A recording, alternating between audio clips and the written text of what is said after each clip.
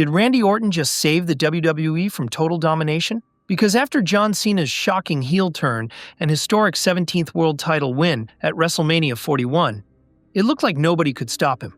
Nobody, except maybe the one man who's been fighting Cena longer than anyone else, Randy Orton. This isn't just a rivalry anymore. This is a rescue mission.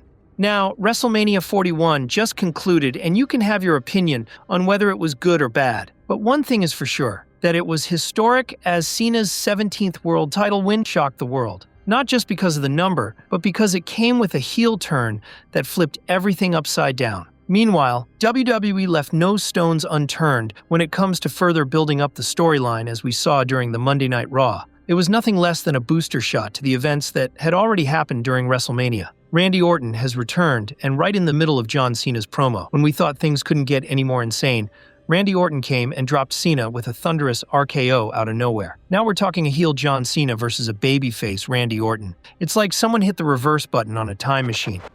Needless to say, these two have a long history. They have faced off a mind-blowing 257 times, with Cena winning 218 of those matches. And yeah, back in the day, Orton was the villain, punting legends, slithering like the viper he is, while Cena stood tall in jorts and hustle loyalty respect. But now, Cena's the one spitting venom. He's calling himself the last real champion, vowing to ruin pro wrestling before he walks away at the end of the year. The man literally said they can just have some other belt or something once he's gone. And as for Randy Orton, he's back from a brutal back injury, maybe entering the final stretch of his own legendary career. So now we've got heel Cena versus hometown hero Randy Orton, set for Backlash in St. Louis, Missouri on May 10th. That's Orton's backyard, and if you've ever seen a WWE show in St. Louis, you know that crowd loves their Viper. Even if Cena fans show up rocking the merch, they're still gonna boo him loud. Now, this might be the last time we ever get Cena versus Orton, but what makes this feud truly different is how much history it carries. Cena and Orton rose through the ranks together during the Ruthless Aggression era. Spanning over 2 decades, their story isn't just a series of matches. It's a chronicle of 2 careers that ran parallel, clashed repeatedly, and helped define an entire era of WWE. It all began in 2001, deep in the developmental trenches of Ohio Valley Wrestling. Both Cena and Orton were fresh recruits, hungry, unpolished, and full of potential. They trained in the same ring, learned from the same coaches, and eventually debuted on the main roster around the same time. But their true rivalry wouldn't ignite until 2007, when both men had matured into marquee stars. By mid-2007, John Cena had become the face of WWE, reigning as WWE champion for nearly a year. Meanwhile, Randy Orton had broken away from rated RKO and was carving a path as a ruthless, cold-blooded heel. Orton knew that to rise to the top, he'd have to go through Cena, and so he did what only a true villain would. He attacked Cena on Raw, hit him with a brutal RKO, and was declared the #1 contender by Jonathan Coachman. Their first major showdown came at SummerSlam 2007. The match was hard-hitting, and the crowd was split. Despite Orton's cunning offense, Cena retained the WWE title. But the story didn't end there, because Orton wasn't just gunning for gold, he was targeting Cena personally. The following night on Raw, after Cena's match with Booker T, Orton crossed a line. He spotted Cena's father sitting at ringside and delivered a devastating punt to his head.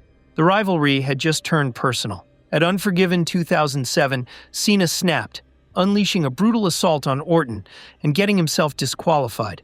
After the match, Cena locked in the STF while his father delivered a revenge punt of his own to Orton. The crowd exploded, but it was clear that things were far from settled.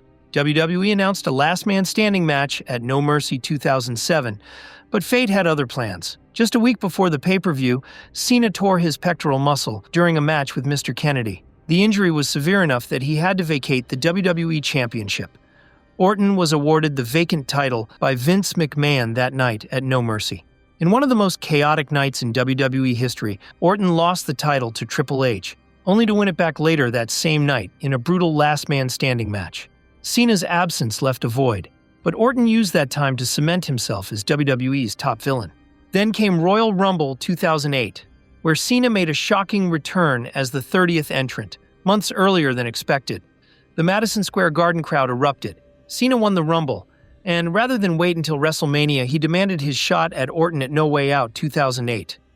Orton, ever the manipulative tactician, intentionally got himself disqualified, retaining the title and infuriating Cena. Their next meeting came at WrestleMania 24, where Triple H was added to make it a triple threat. In a surprise finish, Orton pinned Cena to retain the title, once again showing his ability to seize the moment. Their feud cooled off for a while, but in 2009 it reignited with even more venom. At SummerSlam 2009, Orton defended his WWE Championship against Cena in a chaotic match filled with interference and restarts. Despite multiple underhanded tactics, Orton retained. Their next bout was at Breaking Point, in an I Quit match, a stipulation tailor-made for Cena. Orton handcuffed Cena, beat him with kendo sticks, and tried everything to make him quit. But Cena, with sheer resilience, broke free and forced Orton to utter the words, "I quit," after locking in the STF. It was one of the most physically brutal chapters in their rivalry. But Orton struck back at Hell in a Cell 2009, defeating Cena inside the steel structure to reclaim the WWE Championship. The feud culminated at Bragging Rights 2009 in a 60-minute Iron Man match with a major stipulation: if Cena lost, he would leave Raw. The match was an epic war. Orton went as far as trying to set Cena on fire with pyro. But Cena won 6-5, retaining his spot on Raw and once again taking home the gold. That bout stood as the peak of their in-ring wars, a one-hour battle that perfectly showcased their chemistry and contrast. After that, the rivalry went dormant for several years. From 2010 to 2013, they occupied the main event scene, but rarely clashed directly. That changed at the end of 2013. Daniel Bryan had just defeated Cena at SummerSlam, only to be betrayed by Triple H and then cashed in on by Orton. Orton became WWE Champion once again, re-establishing himself as the Authority's golden boy. Meanwhile, Cena returned from injury and defeated Alberto Del Rio to win the World Heavyweight Championship. With Cena and Orton now holding WWE's top two titles, WWE booked a historic TLC match in December 2013 to unify the belts and crown the first-ever WWE World Heavyweight Champion. The match was brutal. Cena was sent through tables, and in the climax, Orton handcuffed him to the bottom rope and climbed the ladder to pull down both titles. Cena would get a rematch at Royal Rumble 2014, but interference from the Wyatt family cost him the match and effectively ended their long-standing feud for the time being. Their final major singles pay-per-view match came at Hell in a Cell 2014 with a WWE title shot on the line. Cena defeated Orton inside the cell, and with that, their rivalry came full circle. Afterward, they went their separate ways. Cena began transitioning into part-time status, focusing more on Hollywood. Orton remained a mainstay in WWE, evolving from top heel to respected veteran. But rivalries like this never truly end. They merely pause, waiting for the right time to explode again. And now, that moment has arrived. It's 2025. John Cena is back in WWE. Only this time, he's not the heroic face that once divided crowds. He's an arrogant heel, flaunting his 17th world title and calling himself the greatest of all time. Backed by The Rock and dismissive of the fans who once defined his career, Cena is finally the villain. And there's only one man with the legacy, knowledge, and venom to bring him down: Randy Orton. And if you think from a business point of view, it will make total sense. Since Cena's heel turn and 17th world title win, you can clearly see growing fatigue with his unchecked dominance, and a growing negative sentiment on social media. And to balance this, Randy Orton is the perfect candidate to counter John Cena's heel reign. Randy is the only wrestler representing the credible, long-term foil with the legacy and storyline history. As a 14-time world champion with over 20 years in WWE, Orton had both the accolades and audience trust to serve as a legitimate threat. This will give the company a proven foundation to build around, while Randy's recent babyface resurgence allowed WWE to organically pivot toward a redemption arc that could rebalance the main event scene.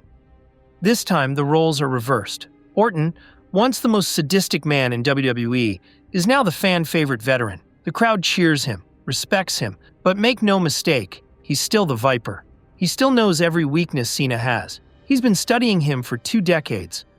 Their final chapter has the potential to be the most emotionally charged yet. Imagine Cena handcuffing Orton to the ropes, just like Orton once did to him. Or Cena targeting Orton's family, his wife, his children, dragging the story into personal territory once again. But Orton wouldn't play the victim. He'd strike back with cold, calculated fury. Because if anyone knows how to slay the myth of John Cena, it's the man who helped build it in the first place. For nearly 20 years, John Cena versus Randy Orton defined WWE's main event. Now, as both men stand at the twilight of their careers, it's time for the final war. And whether it ends in fire, fury, or a handshake of respect, one thing's for sure. When the dust settles, the history books will remember this rivalry as one of the greatest WWE has ever seen. So let us know in the comments section, how do you think this rivalry should end? Also, don't forget to like and subscribe to our channel. Thanks for watching.